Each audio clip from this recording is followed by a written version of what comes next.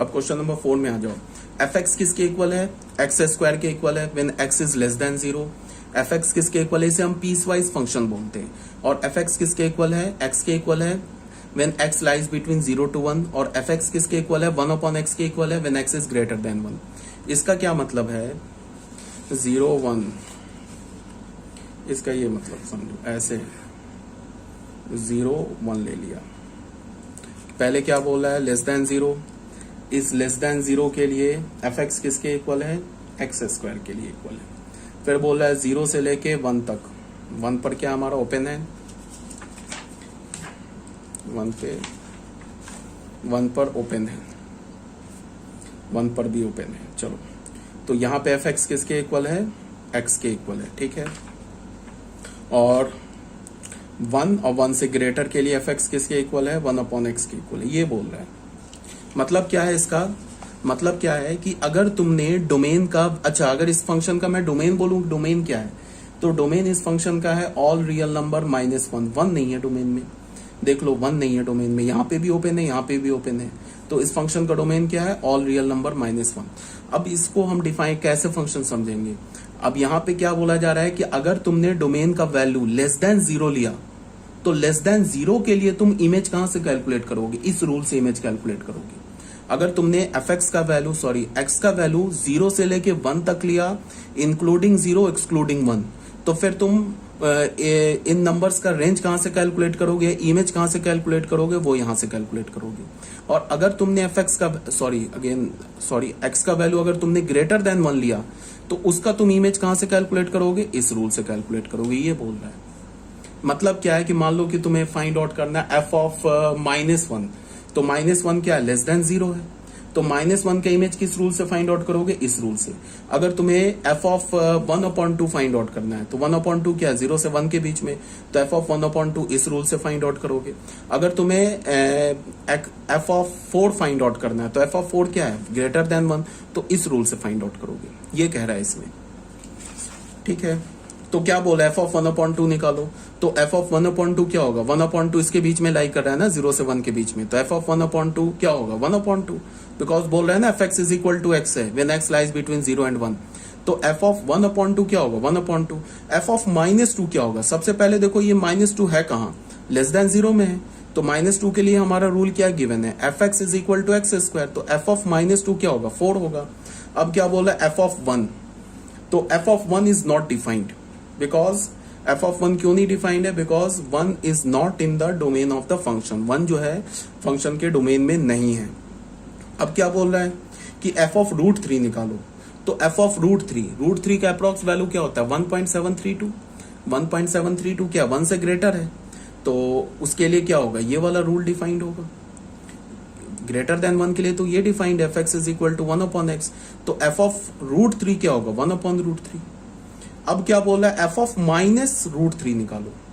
अब -3 का रूट निकालो। तो -3 का तो रूट, तो ये तो इमेजिनरी होता है, ये तो रियल नंबर होता ही नहीं है। तो F of -√3 is again not defined, ठीक है।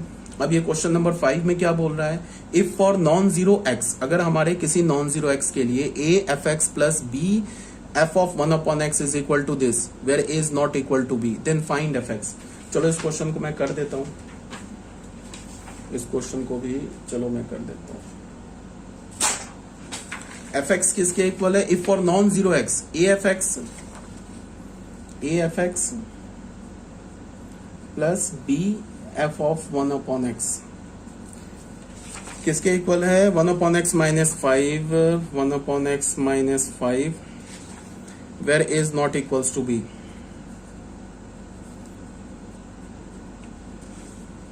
Then find F X. तो बोल रहा है एफ एक्स निकालो। एफ एक्स क्या है? ठीक है। तो इसमें क्वेश्चन में क्या है कि तुम ऐसे देखो, ये तो हमारा क्वेश्चन हो गया, जो भी क्वेश्चन है, क्वेश्चन नंबर 5 सॉल्यूशन निकालना है। इसमें क्या करो? Replace x by 1/x। x को किससे रिप्लेस कर दो? 1/x से। क्यों ऐसा बोला वो तुम देख लो। यहां पे क्या है? ये x और यहां 1/x है। एक्स तो कोई भी रियल नंबर हो सकता है, ठीक है ना, एक्स तो कोई भी रियल नंबर हो सकता है। एक्स का वैल्यू 2 ले सकते हैं, 3 ले सकते हैं, बट एक्स का वैल्यू 0 नहीं ले सकते, बिकॉज एक्स हमारा डिनोमिनेटर में। अगर मैं मान लो कि देखो ये एक्चुअल में क्या है, ये फंक्शनल इक्वेशन है। अब तुम बोलोगे कि ये कौन सी चीज आ गई, तो अभी इसको रहने दो। फंक्शनल इक्वेशन हमें अभी 12th क्लास में पढ़ना है, 11th में नहीं पढ़ना है। तो ये फंक्शनल इक्वेशन, एक एफ एक्स फंक्शन है और एक एफ ऑफ 1/x फंक्शन है। ये दोनों फंक्शन एक इक्वेशन से जुड़ा हुआ है, तो इसको हम फंक्शनल इक्वेशन बोलते हैं। तो अभी टाइम बीइंग भूल जाओ, बस याद रखो कि 12th में पढ़ना है हमें फंक्शनल इक्वेशन, वो भी बहुत नहीं पढ़ना है, बहुत ही थोड़ा सा पढ़ना है, ठीक है। तो 11th के लिए बस इसको मारो गोली कि क्या है ये, बट तुम ऐसे देखो कि हमें क्या चाहिए, एफ एक्स चाहिए। तो हमने क्या किया, एक्स को रिप्लेस कर दिया 1/x से। तो यहां क्या हो जाएगा, ए टाइम्स एक्स को रिप्लेस किया 1/x से, तो यहां 1/x आ जाएगा प्लस बी। इस x की जगह अगर तुम 1/x डालोगे तो क्या हो जाएगा, बी एफ एक्स आ जाएगा। इस x की जगह तुम 1/x डालोगे तो क्या हो जाएगा, x हो जाएगा -5। अब तुम ध्यान से देखो, अगर तुम f ऑफ 1/x को y मानते हो ना, और एफ एक्स को x मानते हो, या इसको तुम y मानते हो, इसको z मानते हो, तो ये तुम देखो यहाँ ये क्या है, हमारा z है, ये y है। तो तुम ध्यान से देखो कि ये और ये इक्वेशन एक्चुअल ऐसे आ जाएगा ना, az plus B Y is equal to 1/x -5, और 1/x को हमने क्या मान लिया है, f ऑफ 1/x को y माना है, ठीक है। और ये क्या हो जाएगा, ay plus bz is equal to x -5, ठीक है। इसको तुम कांस्टेंट मान लो जो ब्रैकेट में लिखा है। तो ये एक्चुअल में a और b को भी कांस्टेंट मान लो। तो ये एक्चुअल में क्या हो गया, लीनियर इक्वेशन इन 2 वेरिएबल हो गया ना, लीनियर इक्वेशन इन 2 वेरिएबल। अब लीनियर इक्वेशन इन 2 वेरिएबल तो सॉल्व करना आता है हमें, कैसे सॉल्व करते हैं, तो सिंपल क्या करें कि हमें क्या चाहिए, एफ एक्स चाहिए। तो हमें एफ एक्स चाहिए, तो उसके लिए हमारे पास इक्वेशन क्या है, इक्वेशन क्या हमारे पास, a F x plus B F of 1/x is equal to 1/x -5, और दूसरा इक्वेशन क्या आया है, a f of 1/x plus B F of x is equal to x -5, ऐसे दे रखा है ना। तो हमने क्या किया कि हमें f ऑफ 1/x को एलिमिनेट करना है, इसको एलिमिनेट करना है। तो जानते हो ना आप, linear equation in 2 variable by elimination method. अगर हम किसी भी एक वेरिएबल को एलिमिनेट करते हैं, कैसे करते हैं, कॉफिशिएंट को बराबर कर लेते हैं, और कॉफिशिएंट को बराबर करने के बाद दोनों इक्वेशन को सब्ट्रैक्ट कर देते हैं। जिस वेरिएबल को हमें एलिमिनेट करना होता है ना, उसी वेरिएबल का कॉफिशिएंट बराबर करते हैं। उसके बाद क्या करते हैं, दोनों इक्वेशंस को सब्ट्रैक्ट कर देते हैं। तो वो जिस वेरिएबल का हमने कॉफिशिएंट इक्वल किया वो एलिमिनेट हो जाता है। तो हमें किसे एलिमिनेट करना है, इसे एलिमिनेट करना है। तो इसका कॉफिशिएंट क्या है, b, इसका कॉफिशिएंट क्या है, a। तो इस इक्वेशन को हमने 1 बोला, इसको a से मल्टीप्लाई किया, इसको हमने 2 बोला, इसको b से मल्टीप्लाई कर दिया, और फ्रॉम 1 - 2 कर दिया। a से मल्टीप्लाई करेंगे तो क्या हो जाएगा, a स्क्वायर एफ एक्स, ये क्या हो जाएगा, ए बी एफ ऑफ 1/x हो जाएगा, ठीक है। इसको b से मल्टीप्लाई करेंगे तो क्या हो जाएगा, minus A B F of 1/x हो जाएगा, और ये क्या हो जाएगा, plus B square F X हो गया, ठीक है। b से मल्टीप्लाई किया, राइट हैंड साइड में क्या हो जाएगा, a/x -5a, और यहाँ b से मल्टीप्लाई किया तो -bx, और ये क्या हो जाएगा, -5b, तो ये हो जाएगा +5b। अब देखो बच्चों, ये और ये एलिमिनेट हो गया। अब एफ एक्स को हमने कॉमन ले लिया, तो यहाँ हमारे पास क्या आ गया, a square plus B square हो गया, और ये किसके इक्वल हो गया, a/x -5a minus bx plus 5b। तो एफ एक्स किसके इक्वल हो गया, बस डिवाइड कर दिया, a/x -5a minus bx plus 5b upon a square plus b square के इक्वल हो गया। तो यही हमारा, अब इसको सिंप्लीफाई कर लो, और एलसीएम ले लो न्यूमरेटर का, सिंप्लीफाई कर लो, तो ये हमारा एफ एक्स आ गया। बस समझ में आना चाहिए कि हमने सॉल्व कैसे किया है, ठीक है। तो ये भी हमारा सॉल्व हो गया। अच्छा, यहाँ पे कोई बोलेगा कि ए बी के इक्वल क्यों नहीं दे रखा है, ये क्या है, ये रीजन है। अगर ए बी के इक्वल होता ना, तो फिर हमें ए बी के इक्वल होता। अगर मान लो यहाँ पे हमने फर्स्ट इक्वेशन क्या बोला, ये ए और बी इक्वल होता, तो फिर ये मल्टीप्लाई करने की जरूरत नहीं होती। तो ए और बी पहले ही एफ ऑफ 1/x का कॉफिशिएंट इक्वल होता, तो सीधे सब्ट्रैक्ट कर देते, तो ये कैंसिल हो जाता। तो यहाँ पे क्या दे रखा है, a is not equals to b। तो a b के इक्वल नहीं है, तो फिर हमने क्या किया, फर्स्ट को a से मल्टीप्लाई किया। क्यों किया, बिकॉज यहाँ पे देखा b है इसका कोफिशिएंट, तो इसको a से मल्टीप्लाई करेंगे तो इसका a भी कोफिशिएंट आ जाएगा। यहाँ पे इसका कोफिशिएंट a है, तो अगर इस इक्वेशन को b से मल्टीप्लाई करेंगे तो यहाँ भी इसका कोफिशिएंट क्या आ जाएगा, a b। अब ये तो पता है कि ऐसा तो हम करेंगे नहीं कि सिर्फ इसी को a से मल्टीप्लाई कर दे बाकी को छोड़ दे। अगर इक्वेशन के किसी भी वेरिएबल को या किसी भी टर्म को तुम किसी एक नंबर से मल्टीप्लाई करोगे, ऐसा तो हो नहीं सकता है, पूरे इक्वेशन को मल्टीप्लाई करना होगा। ऐसा तो नहीं है ना कि इसको सिर्फ a से मल्टीप्लाई करे बाकी को ना करे, ये तो पॉसिबल, तब तो इक्वेशन ही चेंज हो जाएगा। तो हमने पूरे इक्वेशन को a से मल्टीप्लाई कर दिया, यहाँ क्या किया, पूरे इक्वेशन को b से मल्टीप्लाई कर दिया, उसके बाद सब्ट्रैक्ट किया। तो अगर इसको हमने फर्स्ट इक्वेशन को a से मल्टीप्लाई किया, सेकंड इक्वेशन को b से मल्टीप्लाई किया, तो f ऑफ 1/x का कोफिशिएंट इक्वल आ गया। उसके बाद सब्ट्रैक्ट कर दिया, बस f ऑफ 1/x कैंसिल हो गया, fx आ गया, fx आ गया तो हमने क्या कर लिया, उसको फाइंड आउट कर लिया। ठीक है, तो ये भी हो गया हमारा क्वेश्चन नंबर 5। अब आ जाओ बच्चों, domain of real function. Real function का डोमेन कैसे निकालते हैं वो तुम देखो। Domain of F x is the set of all those real number for which F x is meaningful. अगर मान लो कि किसी भी फंक्शन का हमें डोमेन निकालना है, ठीक है, कोई भी फंक्शन दे रखा है उसका डोमेन निकालना है। जनरली फंक्शन में क्या होता है कि उसका डोमेन गिवन नहीं होता है, जनरली 90% में डोमेन गिवन नहीं होता है, रेंज गिवन नहीं होता है, बट फंक्शन का क्या गिवन होता है, फॉर्मूला गिवन होता है।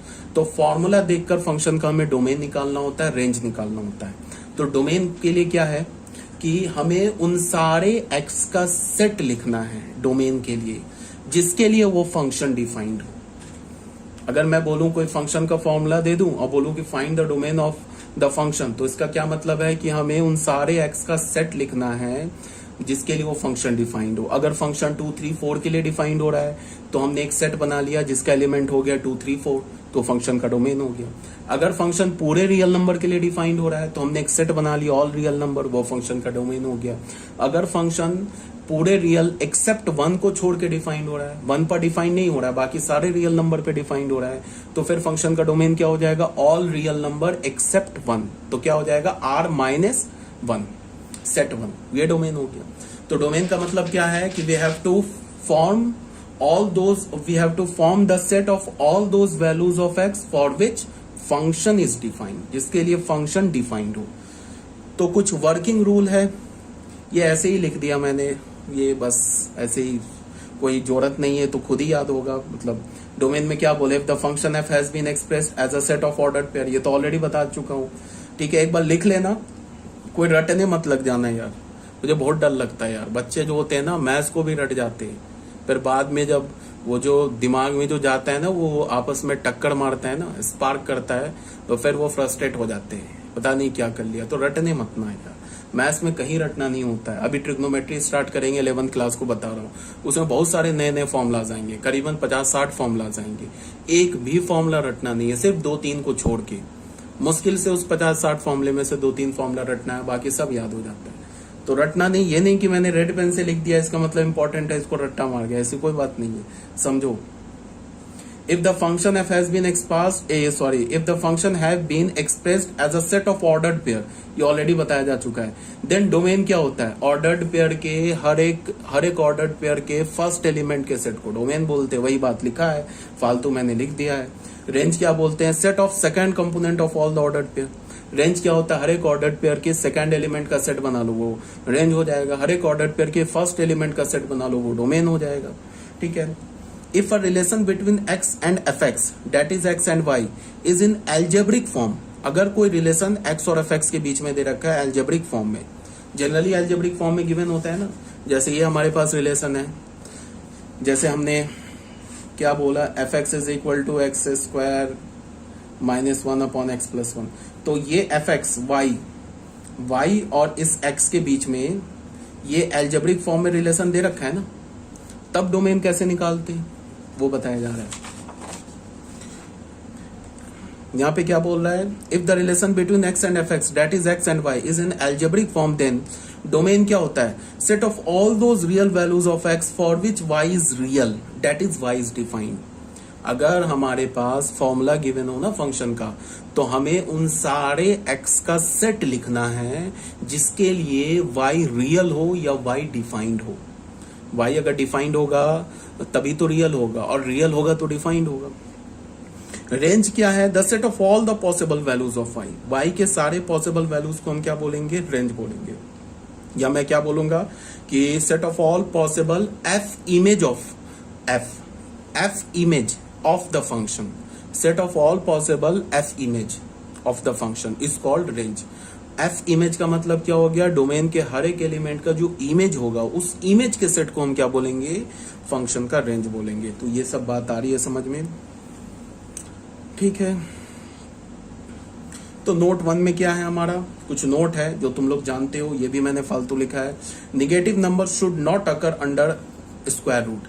निगेटिव नंबर जो होता है वो स्क्वायर रूट में नहीं आना चाहिए। ये तो ऑलरेडी पता है, बेसिक मैथमेटिक्स से ही पढ़ा रहा हूं तुम लोगों को कि कभी भी स्क्वायर रूट हो गया, फोर्थ रूट हो गया, सिक्स रूट हो गया, इवन रूट में के अंदर निगेटिव रूट नहीं, निगेटिव नंबर नहीं आ सकता है। अगर मैं तुम्हें 6 रूट दे दूं, मैं बोलूं कि -2 का 6th रूट निकालो, तो -2 का 6th रूट रियल नंबर के केस में डिफाइन नहीं है। -2 का 6th रूट कॉम्प्लेक्स नंबर के केस में डिफाइंड है, रियल नंबर के केस में डिफाइंड नहीं है।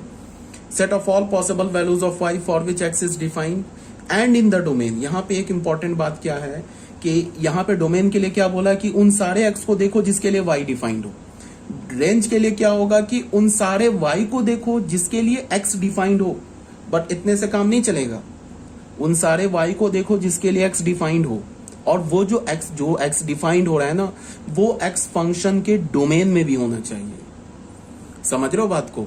उन सारे y को देखो जिसके लिए x डिफाइंड हो और वो x फंक्शन के डोमेन। मान लो कि x इज इक्वल टू 4 के लिए y डिफाइंड है,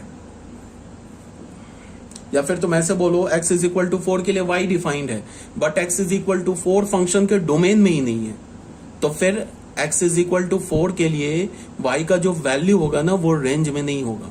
मान लो कि हमने ऐसे बोला कि अगर y का वैल्यू हमने अगर 4 लिया ना तो x डिफाइंड है, ठीक है। y का वैल्यू अगर हमने 4 लिया तो x डिफाइंड है, बट वो x फंक्शन के डोमेन में नहीं है, तो फिर हम y is equal to 4 function के रेंज में नहीं ले सकते। समझ रहे हो बात को क्या बोल रहा हूं? मैं अगर बोलूं कि अगर किसी भी मान लो किसी y के लिए x डिफाइंड तो है, बहुत अच्छी बात है, x डिफाइंड मिल गया, बट वो x फंक्शन के डोमेन में ही नहीं है, तो ऑब्वियस ही बात है कि उस y के वैल्यू को हम फंक्शन के रेंज में नहीं ले सकते। तो डोमेन के लिए हमने क्या बोला कि उन सारे x को फाइंड आउट करो जिसके लिए y डिफाइंड हो, y रियल नंबर हो। रेंज के लिए क्या बोला कि उन सारे y को फाइंड आउट करो जिसके लिए x डिफाइंड हो और वो x फंक्शन के डोमेन में भी हो, ये बोला जा रहा है, ठीक है। अब ये क्या बोला? Negative number should not occur under square root sign. Negative number जो होगा वो स्क्वायर रूट में नहीं होगा, मतलब even root that is expression under the square root must be greater than equals to 0। जो expression even root fourth root के अंदर होगा वो या तो पॉजिटिव होगा या तो 0 होगा। सेकंड में क्या बोला? Denominator should never be 0। Denominator कभी भी 0 नहीं हो सकता, ठीक है, तो डिफाइंड ही नहीं होगा फंक्शन। अब यहाँ पे लॉग के लिए बता रहा हूँ। लॉग के लिए 11th क्लास के बच्चों अभी सुनो क्या है जो मैं बता रहा हूँ, इसको याद रखो या रट्टा मार जाओ या याद रखो। इसको अभी हम लोग आगे पढ़ेंगे ना जब लॉग, तो लॉग जब हम आगे पढ़ेंगे तो उसमें ये क्लियर हो जाएगा, ये आपको फिर याद करने की जरूरत नहीं पड़ेगी। 12th के बच्चे जान रहे हैं मैं क्या बोल रहा हूँ। लॉग के लिए क्या है? Log a upon b. तो ये जो a है ना, ये लॉग का आर्गुमेंट है, तो ये a क्या होगा? हमेशा पॉजिटिव होगा और 1 के इक्वल नहीं होगा। a is always greater than 0, sorry 1 के तो इक्वल हो सकता है। a is always greater than 0। a क्या होगा? हमेशा क्या होगा? पॉजिटिव नंबर होगा। और ये जो b है ना, जिसको हम लॉग का बेस बोलते हैं, ये हमेशा क्या होता है? पॉजिटिव होता है, बट ये 1 के इक्वल नहीं होता है। एक बार फिर से, a हमारा क्या आर्गुमेंट है? आर्गुमेंट हमेशा पॉजिटिव होगा, और जो बेस है ना ये भी पॉजिटिव होगा, बट पॉजिटिव में 1 नहीं होगा। इसको याद रखो। ये तो ठीक है, 11th के लिए बता रहा हूं। a जो है हमारा सारे a is only greater than 0 and b is greater than 0 and b is not equals to 1। तो इस बात को ध्यान में रख के कुछ हम लोग सिंपल फंक्शन का डोमेन और रेंज निकाल लेते हैं। यहाँ पे क्या बोल रहा है? Express the function f n से n में डिफाइंड है। डिफाइंड हमने कैसे किया? fx is equal to 2x plus 3 as a set of ordered pair. हमने फंक्शन को डिफाइन करना है, नेचुरल नंबर से नेचुरल नंबर में है। फंक्शन का फॉर्मूला क्या दे रखा है, 2x + 3 as a set of order pair and find the range of f, और फंक्शन का रेंज निकालो। तो बिल्कुल इजी क्वेश्चन है। तो रेंज क्या होगा, रेंज को हम रेंज ऑफ एफ को क्या लिखते हैं, एफ ऑफ एन, पूरे डोमेन को अंदर लिख दिया। तो ये रेंज को ऐसे ही लिखते हैं, एफ ऑफ एन, यहाँ पे डोमेन लिख दिया। एफ ऑफ एन क्या होगा, the set of all y, उन सारे वाई का सेट बनाओ such that x is a natural number, उन सारे वाई का सेट बनाओ और एक्स क्या होना चाहिए, हमारा नेचुरल नंबर होना चाहिए। रेंज क्या होता है, रेंज यही तो होता है कि वाई का सारे एफ इमेज का सेट बना लो तो रेंज हो जाएगा। तो ये बस लिखने का एक मेथड है और कुछ नहीं है। रेंज एफ को हमने कैसे लिखा, एफ लिखा, ब्रैकेट के अंदर पूरा डोमेन डाल दिया, फंक्शन का है ना डोमेन नेचुरल नंबर, पूरा डोमेन डाल दिया। तो एफ ऑफ कैपिटल एन किसे रिप्रेजेंट कर रहा है, रेंज को रिप्रेजेंट कर रहा है। अब ये रेंज को हम कैसे लिखेंगे, the set of all f x या the set of all y, सारे वाई का सेट बनाओ सच दैट एफ एक्स क्या होना चाहिए, नेचुरल नंबर होना चाहिए। ऑब्वियसली बात है, एक्स क्या हमारा डोमेन है, डोमेन तो हमारा नेचुरल नंबर है ना।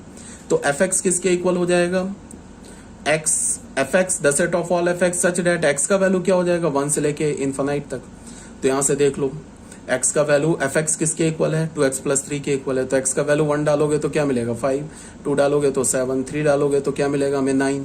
इसका मतलब 1,5 आगे ऑर्डर पेयर में 1, एक्स का वैल्यू 1 डाला तो 2x + 3 का वैल्यू क्या मिला, 5 मिला ना। 2x + 3 क्या, y है, y क्या एफ एक्स है, ठीक है। तो 1 किससे रिलेट हो गया, 5 से, फिर 2 किससे रिलेट हो गया, 7 से, तो 2,7 आ गया। फिर 3 किससे रिलेट हो गया, 9 से, तो 3 का इमेज 9 आ गया, तो 3,9 भी ऑर्डर पेयर में आ गया। इसी तरह से एक जनरल ऑर्डर पेयर क्या आ जाएगा, x, 2x + 3, मतलब कि x का डोमेन, x यहाँ पे नेचुरल नंबर डालते जाओ, उसके क्रॉसपॉन्डिंग यहाँ से तुम उसका इमेज निकालते जाओ। तो ये हो गया हमारा फंक्शन। अब डोमेन की बात करेंगे तो डोमेन तो ऑब्वियस सी बात है, यहाँ पे गिवन ही है नेचुरल नंबर, तो डोमेन तो एज सच कुछ निकालना है नहीं। Domain is the set of natural number. Core domain की बात करेंगे तो कोर डोमेन भी गिवन है नेचुरल नंबर, ठीक है। अब अगर रेंज की बात करेंगे तो रेंज क्या आ रहा है, 5 आ रहा है, 7 आ रहा है, 9 आ रहा है, 11 आ रहा है। 11 के बाद क्या आ जाएगा, 2 नंबर छोड़ के आ रहा है। स्टार्ट कहां से हो रहा है, 5 से। 5 + 2 7 हो गया, 7 + 2 9 हो गया, 9 + 2 11 हो गया, 11 + 2 13 हो गया। तो ये रेंज आ गया, 5 7 9 11 13 15 17 एंड सो ऑन, ये रेंज हो गया। अब बच्चों आ जाओ क्वेश्चन नंबर 2 में। क्वेश्चन नंबर 2 में क्या बोला है, find the domain of each of the following real function, real valued function. Domain निकालना है, फिर वही डोमेन की बात हो गई। अच्छा, यहाँ पे कई सारे 6 दे रखे फंक्शन, इसका डोमेन निकालना है। तो फंक्शन हमारे पास क्या गिवन है, 1/x + 2। तो सिंपल सी बात है, ये फंक्शन सिर्फ x = -2 के लिए डिफाइन नहीं है। अगर तुमने x का वैल्यू -2 डाला ना तो डिनोमिनेटर 0 हो जाएगा। -2 छोड़कर तुम कोई भी रियल नंबर डालो, fx का वैल्यू मिल जाएगा, मतलब y का वैल्यू मिल जाएगा। अगर -2x का वैल्यू डालते हैं ना तो डिनोमिनेटर 0 हो जाएगा। तो ऑब्वियस सी बात है, डोमेन क्या हो जाएगा इस फंक्शन का, ऑल रियल नंबर एक्सेप्ट -2। देखो ना, गिवन है ना, fx = 1/x + 2। This function is not defined at x = -2। इसका क्या मतलब है कि अगर सिर्फ तुमने x का वैल्यू -2 डाला तो डिनोमिनेटर 0। fx किसके इक्वल है, fx हमारा गिवन है ना 1/x + 2 के। अब हमने f ऑफ -2 निकाला, -2 का इमेज निकाला, तो क्या हो जाएगा, -2 + 2 क्या हो जाएगा 1/0। ये नॉट डिफाइंड हो गया, इसका मतलब -2 का इमेज नहीं मिला, इसका मतलब -2 डोमेन में नहीं है। अब तुम -2 को छोड़ के बाकी कोई भी रियल नंबर डालो x की जगह, fx का कोई ना कोई तो वैल्यू आ ही जाएगा ना। इसका मतलब इस फंक्शन का अगर डोमेन फंक्शन का निकाले तो क्या होगा, ऑल रियल नंबर से सिर्फ -2 को हटा दो, ठीक है। यही बात को यहां बोला जा रहा है, clearly fx assume real values for all real values of x, clearly fx assume real value for all real values of x except for the value of x satisfying x + 2 = थोड़ा ज्यादा लंबा लिख दिया है। ये क्या बोल रहा है कि fx जो है एज्यूम कर रहा है सारे real values except for the value of x, उस x को छोड़ के जहां पे x + 2 0 हो रहा है, दैट इज x = -2 हो रहा है। तो hence for fx = y to be defined, fx को y को डिफाइंड होने के लिए डिनोमिनेटर को 0 नहीं होना होगा, इसका मतलब x + 2 को 0 नहीं होना होगा, इसका मतलब x को -2 नहीं होना होगा। तो डोमेन क्या हो जाएगा, ऑल रियल नंबर एक्सेप्ट -2, ठीक है। अब ये देख के फंक्शन क्या गिवन है, x minus one upon x minus three. अब समझ गए होगे न्यूमरेटर जीरो हो सकता है, न्यूमरेटर अगर जीरो हो गया तो कोई प्रॉब्लम नहीं है, बट डिनोमिनेटर जीरो नहीं हो सकता है। तो इसको देख के तुम बता दोगे all real number except three, three को छोड़ के बाकी कोई भी रियल नंबर ले लो, एफएक्स डिफाइंड है। ठीक है, अब ये भी वही बात हो गई।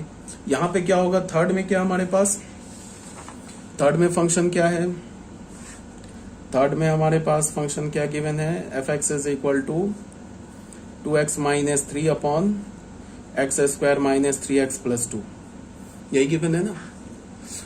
तो यहां पे पहले हमने क्या किया कि जो डिनोमिनेटर है उसको जीरो किया और देखा कि किस x के लिए डिनोमिनेटर जीरो हो रहा है। मान लो यहां से हमें अल्फा बीटा मिल गया, अल्फा बीटा के लिए डिनोमिनेटर जीरो हो रहा है, तो हमें क्या करना है, पूरे रियल नंबर से अल्फा बीटा को हटा देना है, तो फंक्शन का डोमेन आ गया। तो इसके लिए हम लोग क्या करेंगे, x square minus 2x minus x plus to बराबर जीरो।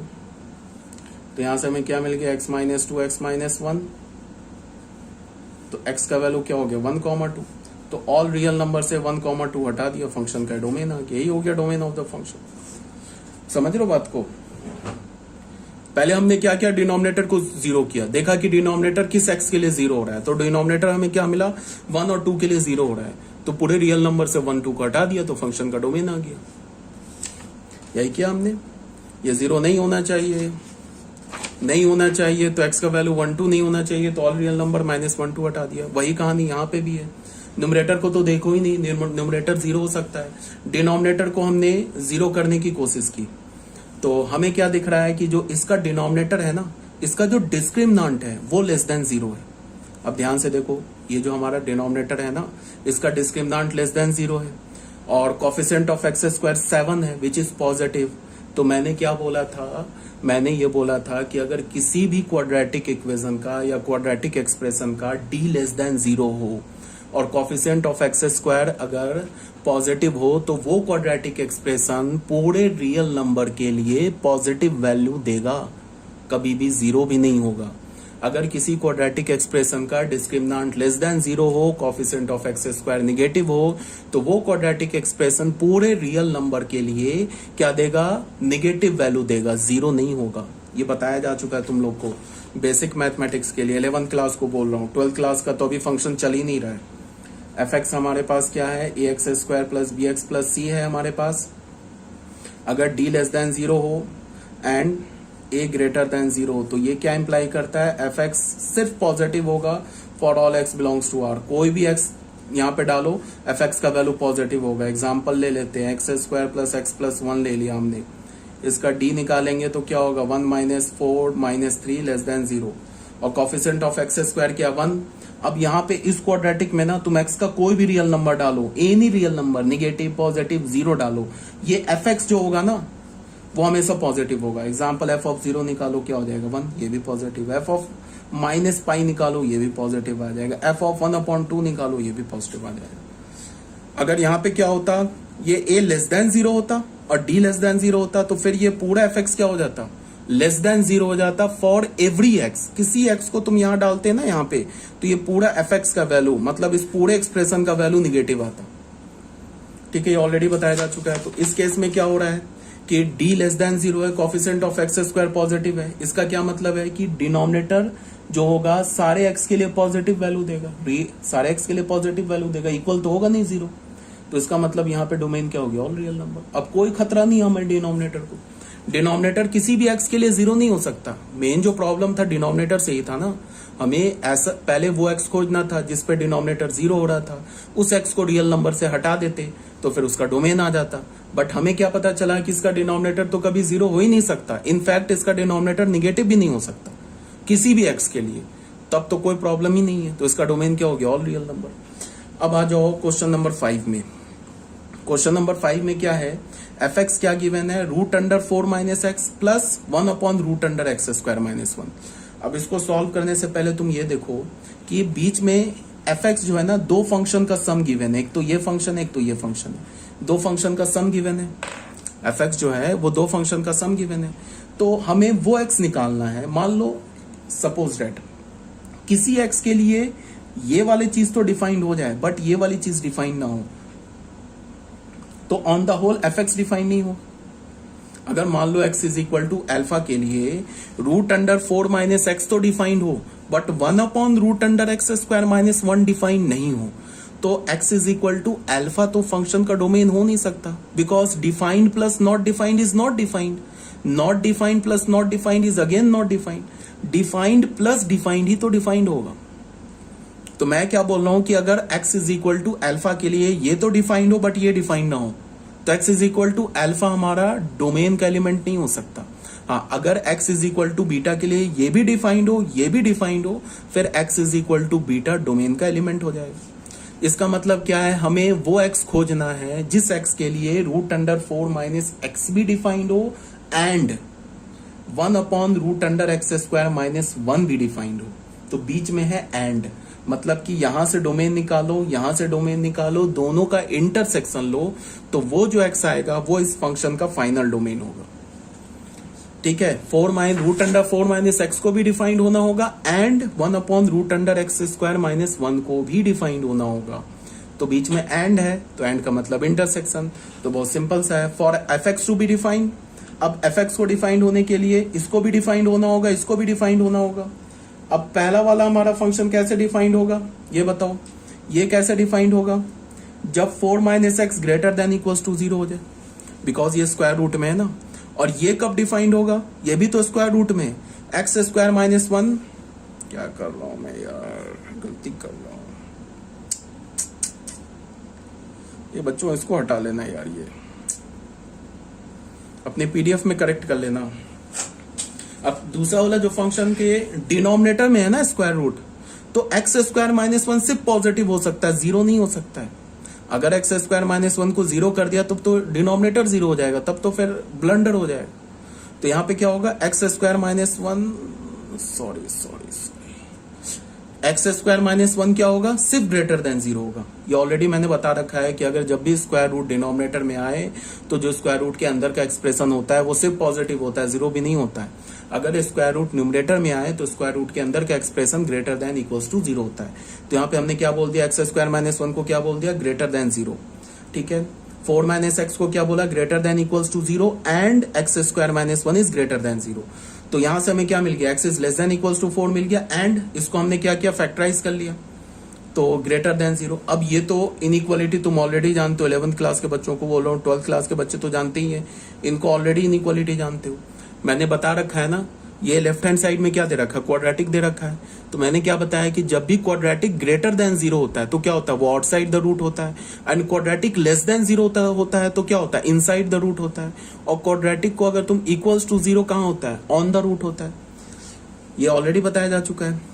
तो इसका मतलब क्या होगा कि यहां से x का वैल्यू निकालो, यहां से x का वैल्यू निकालो, दोनों का इंटरसेक्शन ले लो। तो ये सब पता है ना, क्वाड्रेटिक ग्रेटर देन 0 याद रखना होगा, नहीं तो फिर गड़बड़ हो जाएगा। x क्या आ रहा है, less than equals to 4 and x minus 1 x plus 1 greater than 0। तो x लेस देन, तो यहां से क्या मिला, x belongs to 4 to minus infinity to x क्या होगा, less belongs to minus infinity to 4 पे क्लोज, एंड यहां से x क्या होगा बोलो, belongs to outside the roots, quadratic है ना और ग्रेटर देन 0 है तो आउटसाइड द रूट्स, तो आउटसाइड द रूट्स क्या हो जाएगा, माइनस इंफिनिटी से -1 यूनियन 1 टू इंफिनिटी। तो यहां से इस x का और इस x का जो डोमेन होगा वो हमारे क्वेश्चन का फाइनल आंसर हो जाएगा, मीन्स फाइनल डोमेन हो जाएगा। सबसे छोटा -1 फिर 1 फिर 4। ये क्या बोल रहा है, माइनस इंफिनिटी से 4 तक बोल रहा है ये, और ये क्या बोल रहा है, माइनस इंफिनिटी से -1, ये बोल रहा है 1 से लेके इंफिनिटी।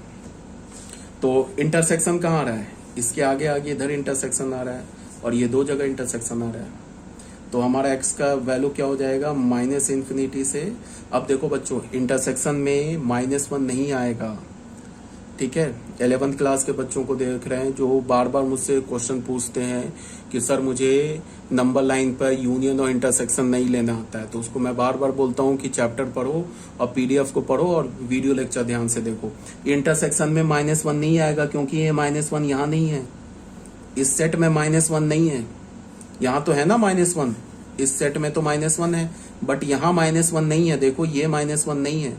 तो इंटरसेक्शन में कॉमन एलिमेंट लेते हैं ना,